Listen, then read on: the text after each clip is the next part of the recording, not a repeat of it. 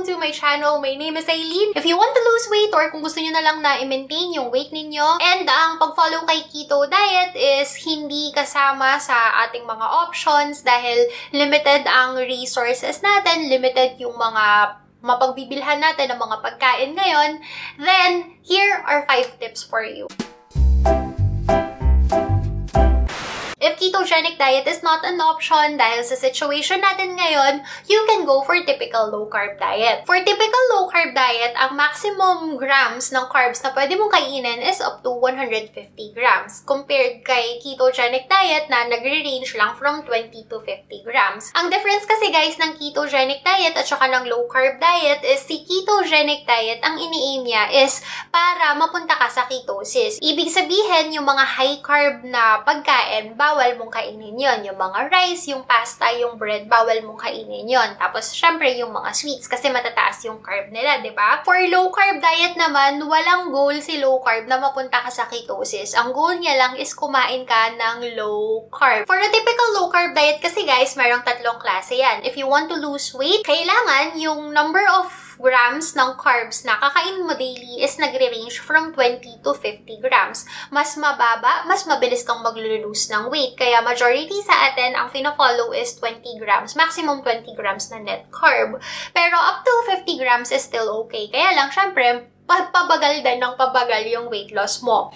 If you just want to maintain your weight naman, pwede mong i-increase up to 100 grams yung net carb na kinakain mo every day. So, pwede ka na ngayong mag-range ng 50 to 100 grams na net carbs per day. This is if gusto mo na lang na i-maintain yung weight mo. Maglo-lose ka pa rin naman ng weight kapag pina-follow mo yung 50 to 100 grams, pero hindi na siya ganun kabilis. Yung pangatlo, yun na yung merong range na 100 to 150 grams ng net carbs every day. So, ibig sabihin, kahit na 150 grams ng net carbs na yung kinakain mo every day, nasa category ka pa rin ni low-carb diet. Konting reminder lang guys, kung ketogenic diet yung pina-follow ninyo dati at mahilig kayong uminom ng bulletproof coffee, for this type of diet, for low-carb, typical low-carb diet na 100 to 150 grams, malaki ang possibility na wala na rin ang katawan ninyo sa ketosis, kaya kailangan nyo na rin itigil yung pag-inom ng bulletproof coffee. Tip number 2, choose wisely. Yung 100 to 150 grams ng carbs na pwede nating kainin, as much as possible, buuin natin yung 100 to 150 grams ng net carbs na yon by eating mga healthy na pagkain. Mag-add tayo sa diet natin ng mga high carb na pagkain, pero meron pa ring nutrients. Parang yung mga starchy na mga gulay.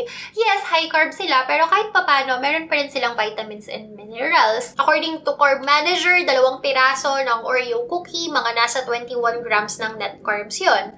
Plus, kakainin natin siya with 1 glass ng milk, which is 12 to 15 grams ng net carbs. Tapos, yung next meal naman natin, isang slice ng brown bread, which is mga nasa 15 grams ng net carbs. Tapos, meron pa laman na 3 pirasong itlog. That's 3 grams ng net carbs. Tapos, Nescafe Creamy White, which is 20 grams net carb agad-agad. Tapos, for dinner, kakain tayo ng oatmeal. Diba? Hindi tayo nag-rice, pero ano-ano naman yung mga kinain natin. May sustansya ba? Diba? Wala naman. Puro sugar lang siya. That's another misconception na iniisip ng iba na automatically pag kumain kayo ng rice, unhealthy na agad. Pero, yung ipinapalit naman nila dun sa hindi pagkain ng rice, mas unhealthy na pagkain. Kaya kung wala kayong option, kung hindi kumain ng mga high carb na pagkain, ang pipiliin nyo na lang is kung ano, yung merong sustansya. Hindi ka nga kumain ng rice, ang kinain mo naman, chichirya, tapos uminom ka naman ng soft drinks, di pareho lang din, diba? Maliban pa doon, remember yung reason kung bakit ka nag-keto diet para mag-lose ng weight, kasi alam mo na kapag yung katawan mo nasa ketosis, ginagamit ng katawan mo yung fats as a source of energy. Kasi diba, kapag present si glucose, si fats, itinatago ng katawan natin sa braso, sa bilbel, sa hita. Kaya, since medyo umangat ngayon yung carb intake natin, yung intake natin ng fats, bababaan natin. Kung magkakanin kayo, huwag naman kayong mag-uulam ng taba. Kasi syempre, yung taba na yon, ikukulong lang ng katawan natin sa bilbel. So, instead na yung mga fatty parts ng mga meat, yung kakainin natin, mag-opt for lean part na lang. Kung dati, nung mga panahon na nagkikito ka, mahilig kang kumain ng mga pork chop na pinapartneran mo ng vegetables, ngayon, since rice na yung kapartner ng ulam mo, skip ka muna dun sa mga pork, dun ka muna sa fish, o kaya dun ka muna sa chicken or sa beef. Lagi yung natandaan, guys, na ang carbs hindi magandang kapartner ng fats. Kasi kapag present si carbs, si fats ikukulong ng katawan natin. Same sa tinapay, di ba? Yung tinapay, carbs na yon. Tapos lalagyan mo pa ng butter, si butter, di ba? Fats yon. Meron yung mga toasted bread, di ba? Yung nilalagyan ng butter or margarine, tapos lalagyan ng sugar. Imagine, si bread na carbs, nilagyan ng butter, which is fats, tapos nilagyan ng sugar. Dahil sobrang taas nung carb na meron dun sa pagkain na yon, sa tingin mo, yung butter, yung fats na meron siya, saan mapupunta yon? Syempre, mapupunta yon sa bilbil mo.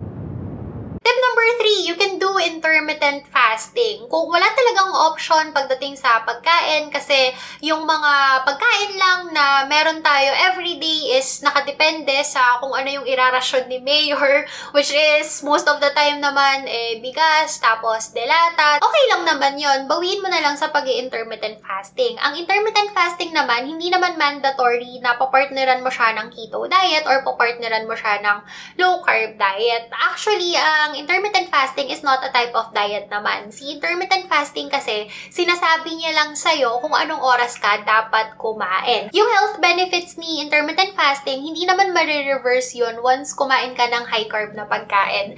Actually, marami namang talagang mga tao na nag-intermittent fasting na hindi naman nila sinasabayan ng keto diet or ng low carb diet yung intermittent fasting nila. Ang mahirap lang kasi kapag nag-intermittent fasting ka tapos sobrang taas ng carbs na kinakain mo during feasting, mahihirapan ka na mag-fasting kasi 'di ba kapag mataas yung carb intake mo, si insulin tumatalon din. Tapos kapag babagsak siya, magugutom ka, magkakaroon ka ng headache, yung mga cravings babalik siya. Kaya lang naging common na ipina-partner si intermittent fasting with keto or with low carb. Pero hindi naman talaga mandatory na kapag nag-intermittent fasting ka, dapat keto diet agad or dapat low carb diet agad. Kahit na regular meals lang or kahit na high carb pa yung kakainin mo, tapos ipapartner mo siya with intermittent fasting, healthy pa rin naman yun. Yung mga health benefits nandoon pa rin naman. Basics ng intermittent fasting, for a minimum of 16 hours, kailangan hindi ka kakain ng kahit na ano, maliban sa pag-inom ng water, ng coffee, ng tea, at saka ng apple cider vinegar drink. Yung coffee, kailangan plain lang siya, kailangan black lang siya, walang halo na kahit na ano. Tapos yung tea, kailangan herbal tea lang. Hindi pwede yung may mga infused ng mga fruits, tapos bawal din yung may sugar. If you're not familiar with intermittent fasting, ilalagay ko yung link ng videos ko about intermittent fasting, even 1 meal a day, sa description down below.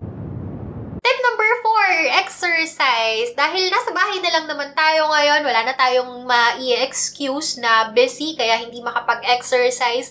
Guys, kahit 10 to 15 minutes na exercise lang, malaking bagay na yun para sa katawan ninyo. Pwede kayong manood ng mga YouTube videos, mga exercise, tapos i-follow nyo na lang, or may mga applications na pwede nyong i-download.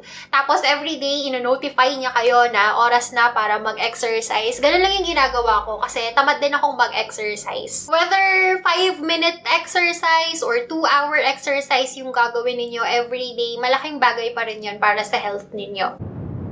Tip number 5, itigil mo na yung pagtingin mo sa weighing scale. Isa sa mga obsession ng mga tao na gusto mag-lose ng weight is yung maya-maya tumitingin sa weighing scale. Hindi naman nakakatulog yun, guys. Nakaka-frustrate lang yun. Ang makikita nyo lang naman kasi sa weighing scale is yung pag-drop ng water weight ninyo. Yung fat weight ninyo, makikita nyo yan sa weighing scale, pero sobrang konti lang, mga 0.5 lang, 0.3. Kung gusto mo talagang malaman kung effective ba yung diet na ginagawa mo or kung naglo-lose ka ba talaga ng weight, dun mo i-consult sa pantalon mo. Sumisikip na ba yung pantalon mo or lalong lumuluwag? Nagkasya na ba sa'yo yung mga luma mong pantalon na dati hindi mo na maisuot dahil nag-gain ka ng weight? Kung yung katawan mo lumiliit na, ibig sabihin naglo-lose ka na ng fat weight. Hindi mo yun makikita directly sa weighing scale kasi nga naglo-lose ka ng fats. Especially kapag nag-e-exercise ka. Kasi kapag nag-e-exercise ka, yung muscles mo naman yung nagiging maging healthy. Naglulose ka ng fats tapos napapalitan siya ng muscles. Si fats malaki pero magaan. Si muscle maliit pero mabigat. For example, yung 1 pound ng fat ay ganito kalaki. Tapos yung 1 pound ng muscle is ganito lang kaliit. Kaya lumiliit yung katawan mo kasi yung fats nababawasan. Pero yung weight hindi nagbabago. Kasi nga, yung 1 pound ng fats, naging 1 pound na muscle na lang. Ibig sabihin, lumiit ka, pero hindi ka nagbawas ng timbang. Pero that doesn't mean na hindi ka pumayat. Kasi yes, pumayat ka. Hindi mo nga lang yun makikita sa weighing scale. Kaya instead of being obsessed sa pag-check ng weighing scale, ang i-check mo yung damit mo, kasya na ba, maluwag na ba, ano bang nangyari, masikip pa rin ba yung bra ko, o lumuwag na ba. Pagdating sa paglulose ng weight, hindi nyo kailangang magmadali. Yung 20 kg na gusto nyong malose, yung 30 kg na gusto nyong maalis sa katawan ninyo, hindi nyo naman naipon ng 2 weeks yan, di ba? Hindi nyo naman naipon ng 1 buwan yan.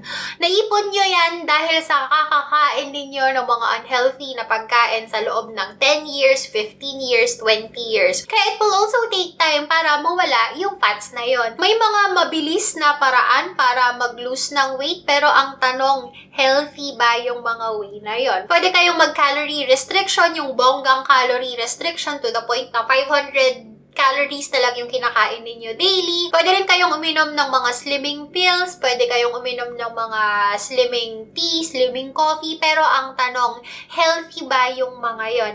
Napapansin niyo, di ba, may mga tao na pumayat sila pero nagmukha silang matanda or nagmukhang dry, or yung mga tao na hindi bagay na pumayat sila? That's because mas pinili nila na pumayat in an unhealthy way. Kung pipiliin natin na pumayat in a healthy way, syempre gradual lang rin yung weight loss na may experience natin. Pero kakambal naman ng weight loss na yon is yung mga health benefits. So, hindi natin kailangang madaliin yung weight loss natin, yung weight loss journey natin. Yes, hindi ka makapag-keto, kaya medyo bumagal talaga yung weight loss mo. Okay lang, meron pa naman tayong mga other options. So, thank you so much for watching and have a good day! Bye!